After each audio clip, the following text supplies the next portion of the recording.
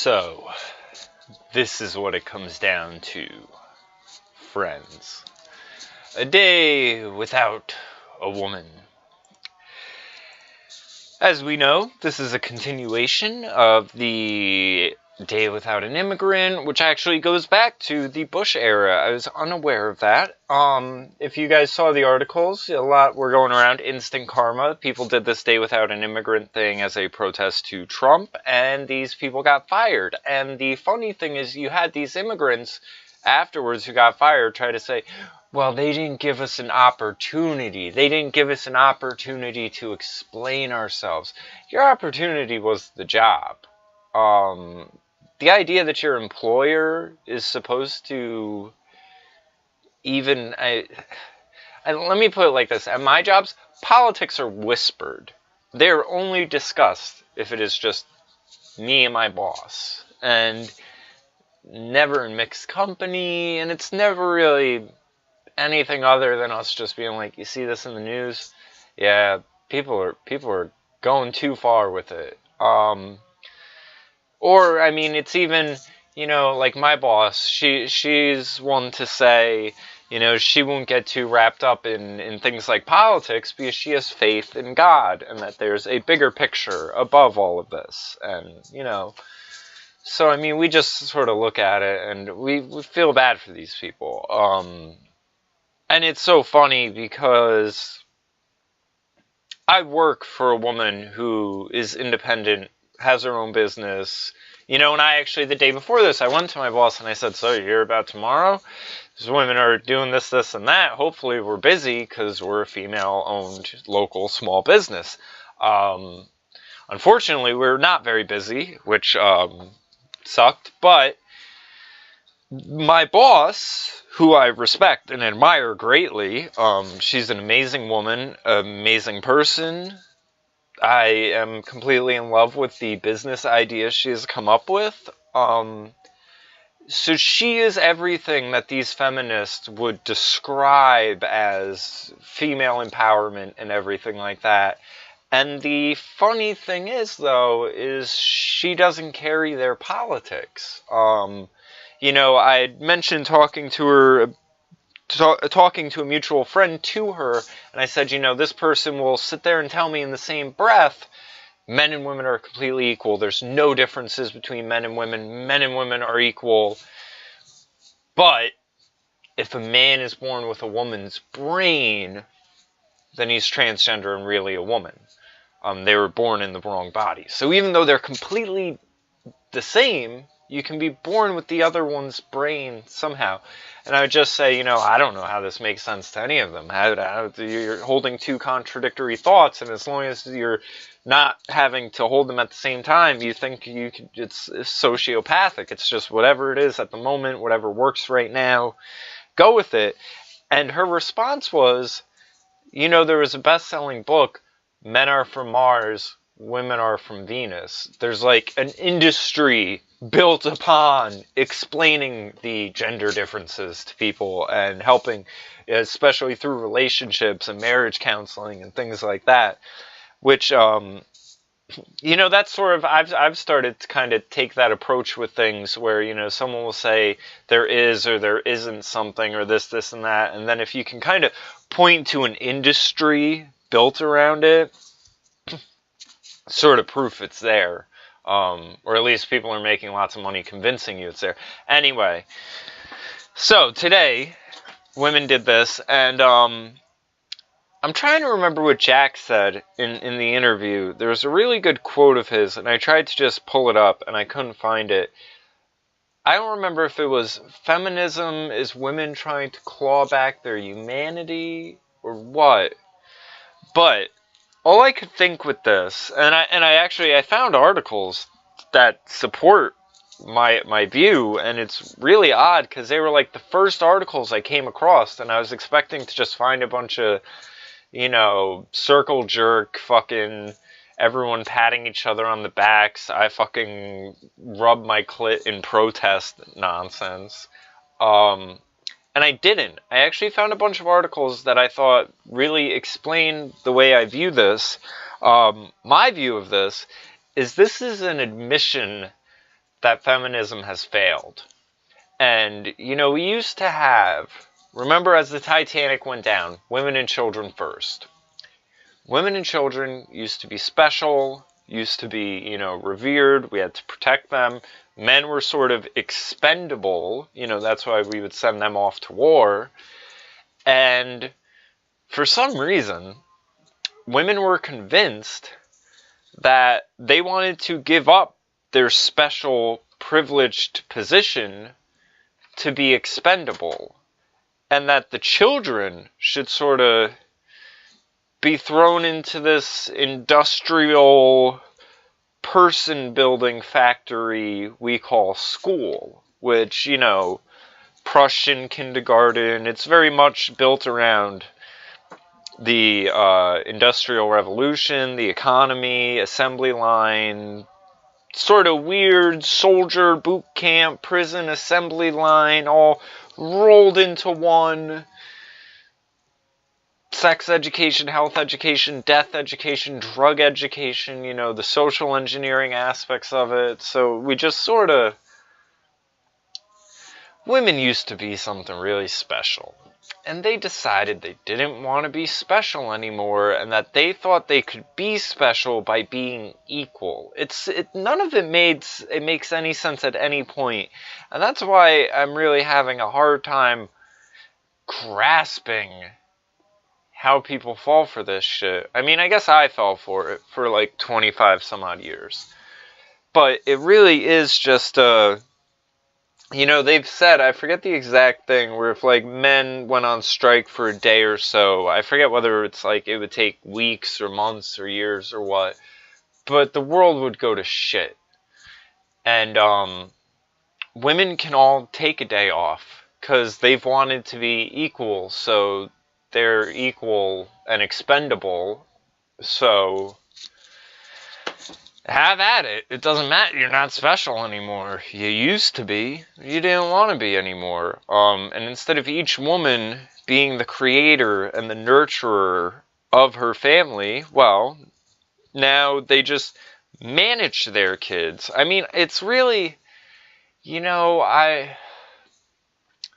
there are girls that I know that, like, they became teachers. Their parents were teachers.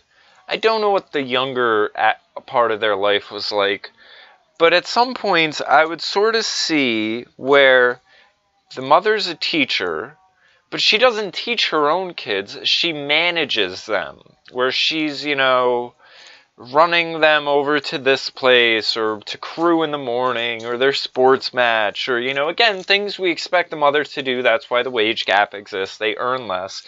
While the father would be like leaving for work at 6 a.m., coming home at 10 or 11 at night. And I mean, I was sneaking in as he would go to bed and, you know, being a teenager and everything. But, you know, the kids would take piano lessons when the father played piano and could have taught them. So instead of, you know, I would see these parents wanting to instill in their kids these qualities that either of the parents could have instilled, but instead they're both working and paying for other people to do these things, just managing the kids rather than actually, you know, and then the kids, I mean, dating the girl, I was completely in love with her, you know, teenage high school love, but she was very cold and distant. And I guess I can sort of see why, because you're just sort of like managed.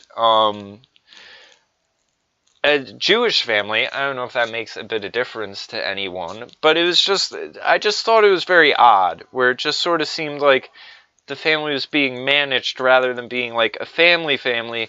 But then when a, you know, break came around, they would go on vacation. So I guess that's when they had their, you know, family bonding time or whatever. But just a very odd dynamic, I always thought. I mean, and then I dated other girls who were teachers afterwards, and they would want to have kids. But then when I would bring it up and be like, oh, so you're going to stay at home with our kids to homeschool the kids, right? No, why would I do that? I got my degree. I have to make money.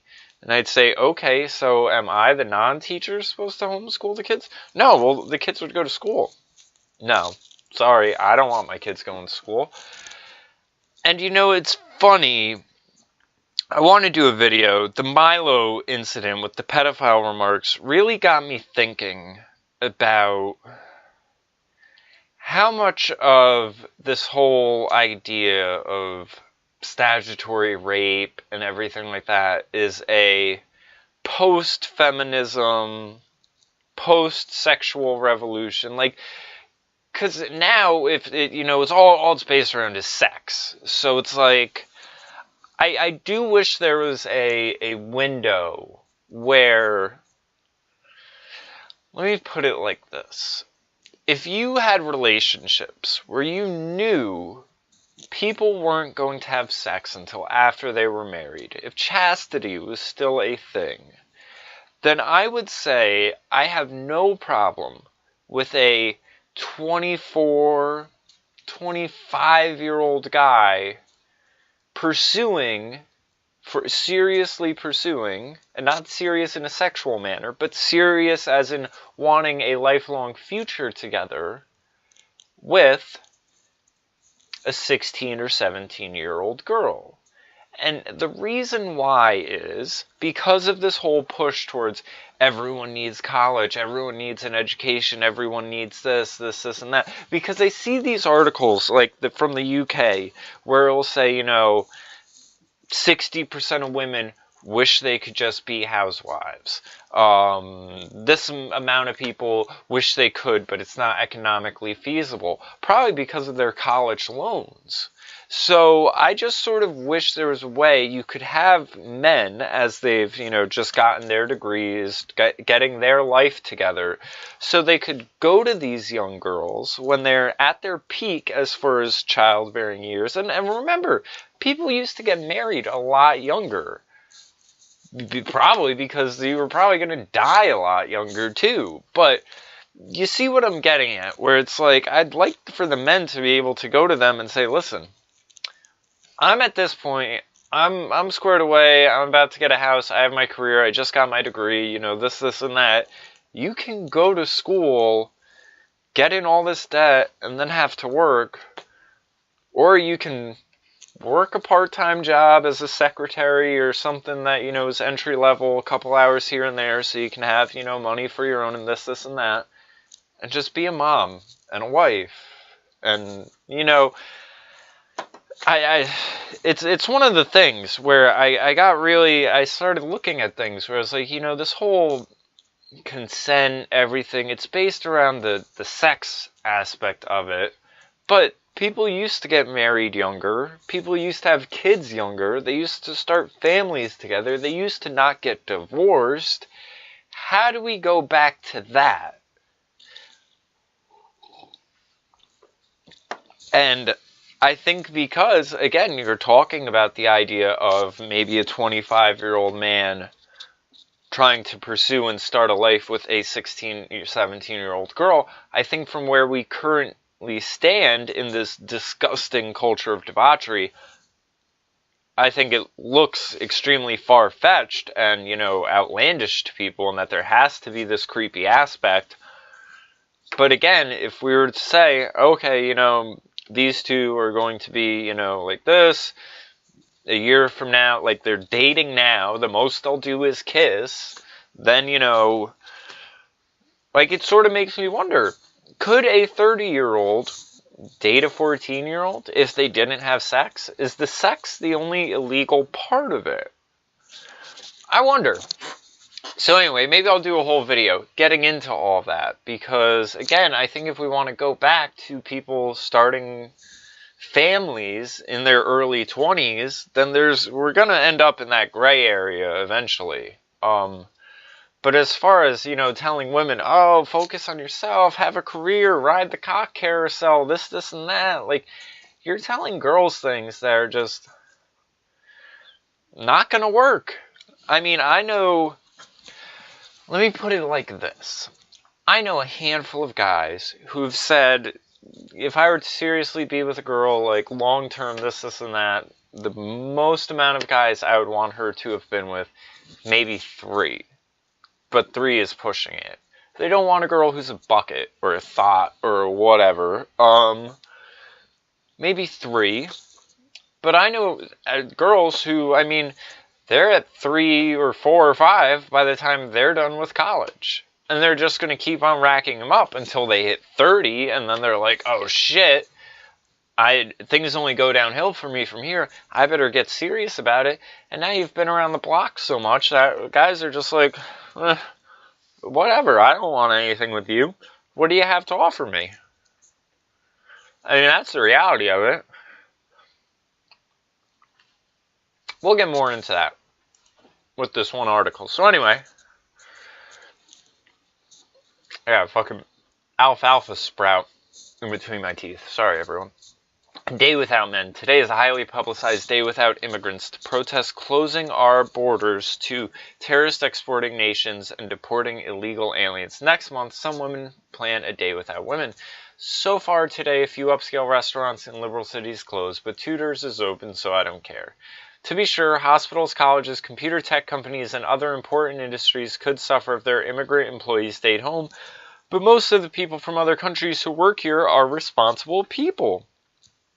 March 9th is the day without women. Unionized nurses and elementary school teachers could affect hospitals and schools, but giving pupils a day off does not shut the country down. Now imagine, a day without men. Most people would find no construction, no mining, no mechanics, no factories, no technicians. Better hope there's no fire, your house will burn down. Better hope there's no ice storm, your power will not be back on until tomorrow. Better hope there's no crime. Better hope there's no car accident with injuries. Better hope there's no prison riot. Men do important work. The reason the left demonizes men is that the lefties want a totalitarian government, and the quickest way to dictatorship is by tearing down the norms of society, which is why the left supports an invasion of illegal aliens. A day without it, and here's the other reason. Well, here's the other thing. I, a few years ago, would have been like, okay, I'm against illegal things. We shouldn't have some things that are illegal but okay and have other things that are, whatever.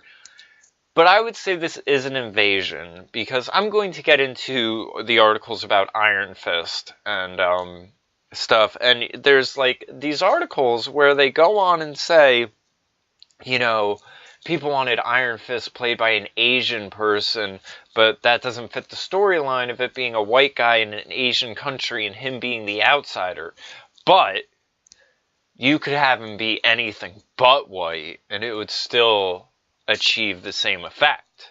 As if there's something inherently wrong with us seeing white characters because we need to appeal to the narcissism of however many Asian viewers are there, because they need to see themselves. It's a bit this weird representation narcissism thing. And all I can think is, like I said on my podcast with Paul, when it's gotten to the point where they are trying to dictate your fashion, or, here's one of the things. You have people who have this idea that Jesus was black. So, white Jesus is cultural appropriation. So what is it when you have black Iron Man, or not Iron Man, Captain America, or, Mexican Spider-Man, or, is this not the conquering and the taking of culture? But, we live under these Marxist rules where only white people can do it. If you're a minority, then you can do anything that would otherwise be appalling, even murder, and it can somehow be justified because the standards are that low. So, a day without men would shut everything. This is the reason for the wage gap, because men do all the hard and dangerous work, and women's idea of equality was, of course, just cherry-picking the jobs that they see as glorious and wanting to exalt themselves as, having such importance and everything like that. I thought it was funny, there's some articles where some of these go through and they're like, you know, these teachers who, and again, I know lots of teachers very well, but they put forth this idea that, and I'm telling you, half these girls, I think, just have a screw loose, and I think this is why they go for this career as sort of like a cover. Like, they're like, oh, well, I can be a complete nympho fucking slut maniac, but if I'm a teacher, everyone's going to look at me as if I'm the cornerstone of society and I am a figurehead of good values and caring about the children. And then, of course, they decide vagina, day without women, you know, I'm so important, I need to be recognized that I'm important, so I'm not showing up. And fuck these kids and their education and whatever, because vagina ranks over children, I guess. But you see what I mean. How they put forth like they're doing something altruistic when they get months off, they're paid, they get benefits, all this other nonsense, and then they want to turn around and fucking take the day off. So, forget a day without a woman, try a day without sex. This person obviously hasn't heard of MGTOW. Screw a day without women. How about this? A day without women screwing, or week, or month. Screw those angry white men to whom we've handed all the power. Or better yet, don't screw them. You've handed them the power. Yeah, you handed them the power because you wanted to be equal. That's I don't know if you realize that's when that passing of the torch happened. But you said, I want to do what you boys do, so my special spot in society, we can just forget about that. We'll create some industries around it. We'll create a education industrial complex and the childcare industry and, you know, fast food and all these other industries. And then, you know, I'm just going to be here for, like, bitching, moaning, fucking, and doing whatever else you do. Women need another big show of marching around in pink hats without anything happen afterwards, like we need more cellulite. If we want action, we stop the action. I don't know what this is. Lysistrata move in real life. I'm sorry, but a day without whatever, you know, and then just saying they're gonna get screwed by the Trump administration. There's one really good thing in here. What was it? Oh, yeah. No, women outnumber men in the U.S., but we elected a man who appointed an almost all-male white cabinet full of anti-women's right-wingers, creationists, sex moguls, and maniacs. See, I think it's funny how, you know, you have someone giving off a list of things where it's like, oh yeah, this person is a hateful, liar, manipulative, creationist, mogul. Like, I don't know how creationist and mogul fits in with this list of things, but I mean, presumably if you're a creationist, you probably think life starts at birth, so you're probably not for abortion, and I don't even know who she's talking about. I read all of these articles now, and they're just like, Trump's emboldened white supremacists. Trump's done this. Trump is doing this. Trump, and then I look for the things, and all it ever is Trump saying, we will not tolerate these anti-Semitic attacks. We will not tolerate racism and white supremacy and this, and that. We want it. I mean, it's like, but they say these things. They never give an example. And you would think with the assertions they put, you know, they're so, he is this, you'd think they would just have, well, we know he's racist because of X, Y, and Z, and sexist because X, Y, and Z, and this because of X, Y, but instead it's just, he is this, and that. And they don't even think about having to put forth any sort of justifications. They can just say that. And at the end of it all, the bottom line of it is, well, he's a straight white male.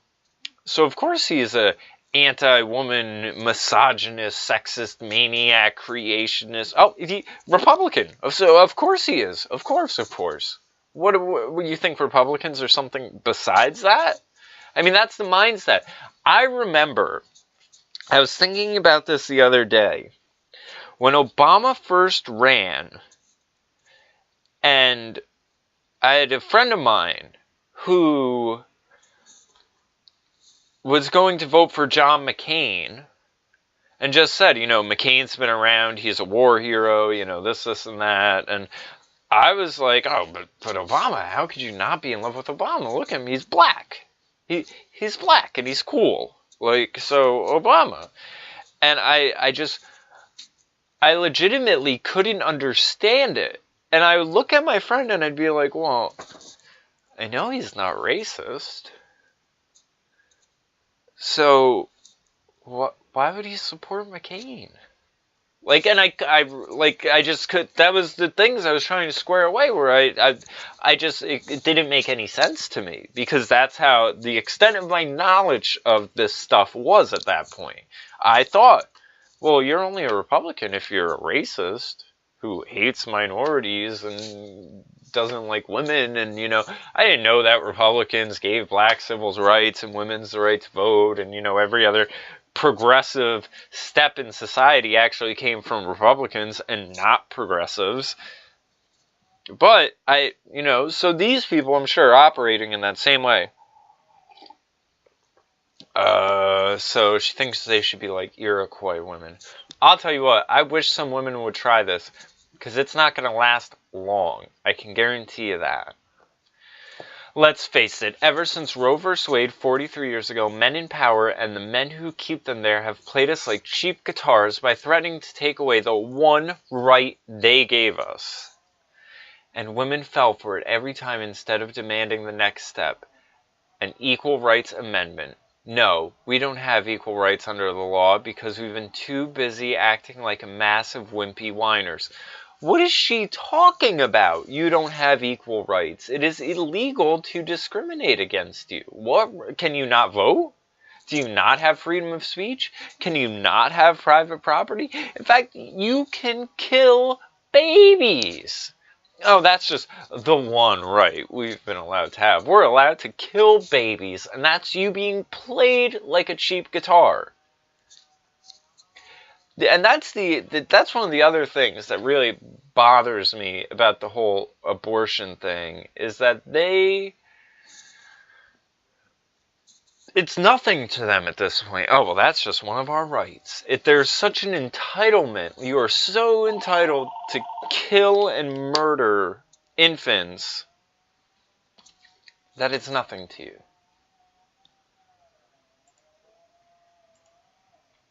Op-ed. A day without a woman is a strike for privileged protesters. And this one I basically agree with. It goes through and it says, in the fine tradition of taking something that worked before, milking it to the point of uselessness or maybe self-parody, this has all been at the point of self-parody, a strike has been called for March 8th, International Women's Day, also known this year as A Day Without a Woman, organized by the groups behind the stunningly successful Women's March in January.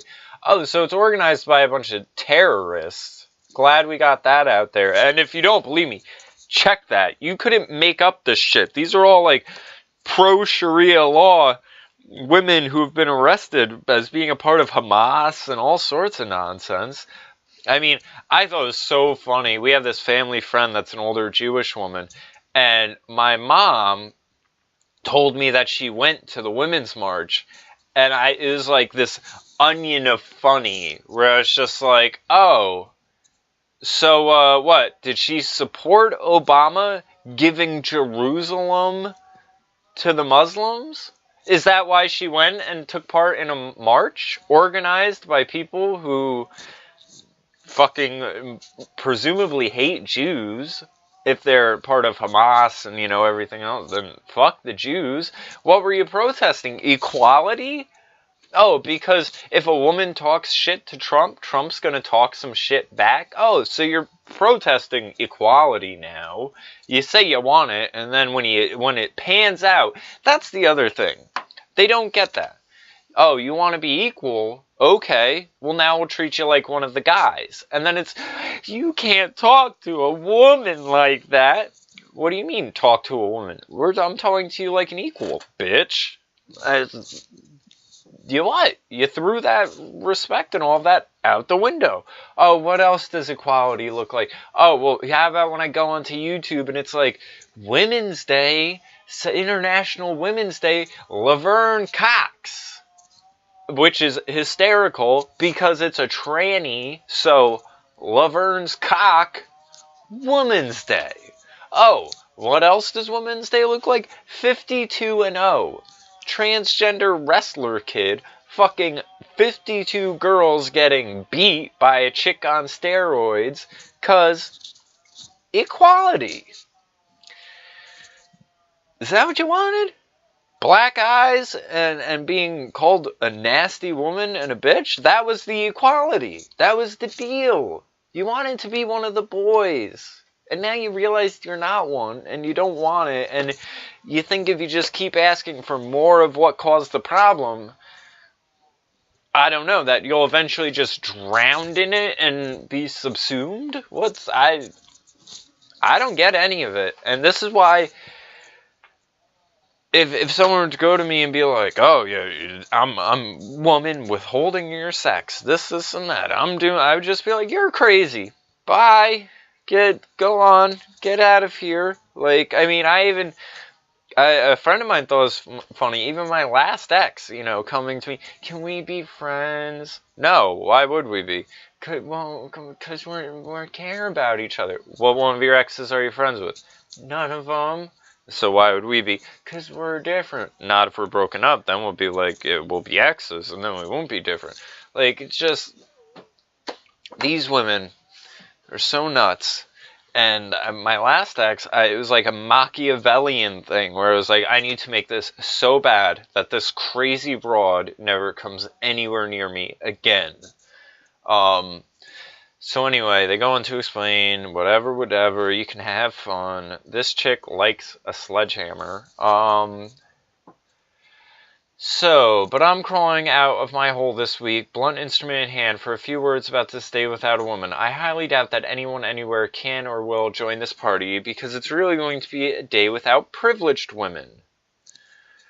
I know how overused the word privilege has become. The passive-aggressive, pseudo-woke privilege accusation game is now the fastest way to get someone you disagree with to stop talking, especially if you have enough education and free time to sit around thinking about privilege in those terms. Make no mistake, March 8th will mostly be a day without women who can afford to skip work, shuffle childcare, and household duties to someone else, and shop at stores that are likely to open at 10 and close at 5. As for wearing red, which is all reasons for this right here, reason for the wage gap. As for wearing red, what is the dress code exactly? And are you supposed to wear your pink pussy hats too? So she's basically saying this is all just sort of loosely, there's no objective. It's just do these things because vagina says so. It even says, you're going to see focus on education policies, sexual violence, harassment, LGBT rights, healthcare, anything that can loosely designated as a woman's issue. Along for the ride will be perfunctory, cutesy, ironic internet memes about gender-based microaggressions like mansplaining and manspreading. Any male who complains about having to pick up the slack by striking boycotting women can count on plenty of eye-rolling invocations of the popular refrain, I drink male tears.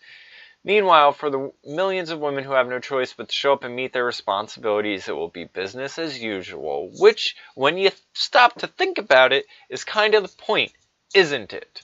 At least it should be. We are nearly half of the labor force. We are just as important in the workplace and to our families' physical welfare as men, all things being equal, which is what we are after, right? We are too essential to play hooky.